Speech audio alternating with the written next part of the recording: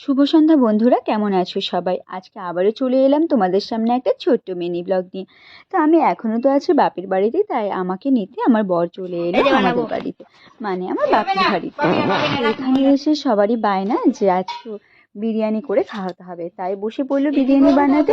আমরা সবাই মিলে এখানটাতে সব মানে যা যা প্রয়োজন সব কিছু কেটে দিচ্ছে, আর আমার বর এখানটাতে ম্যারিনেট করে দিল মাংসটাকে। আর এইদিকে ভাইও কিছু না কিছু করে দিচ্ছে। আর এই যে দেখো মাংসটা মানে ম্যারিনেট করে দিয়েছে, এখন এখানটাতে বসিয়ে দিল কষানোর জন্য। তো এই যে নাড়াচাড়া করে কষিয়ে নিচ্ছে।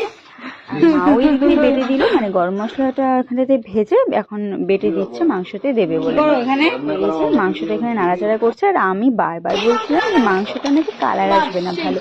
তো এই যে বর রেগে গিয়ে আমাকে বলছিল যে পরে দেখতে পারবে মাংসের কালার কেমন আসে। তো এখানটাতে মাংসের কালার তো ভালোই এসেছিলো। এখানটাতে দুধটা একটু গরম করে হাতুড় আর কী যেন দিয়ে দিল, আমি ঠিক বলতে পারছি না। এখানে ভাত বসিয়ে দিল।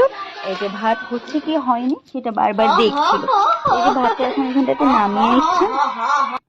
বিরিয়ানিটা এখন প্রায় হয়ে যাবে। এই যে ভাই এখানটাতে বিরিয়ানিটাকে দমে বসিয়ে দিল। তো চলো, বিরিয়ানি তো আমাদের প্রায় হয়ে গেল, এই যে হয়েও গেল।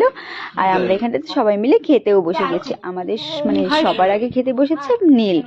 এখানটাতে নীল তো সবার আগে খেতে বসে অল্প অল্প খেয়েও নিল। আর এই যে দেখো বিরিয়ানিটা কেমন হয়েছে।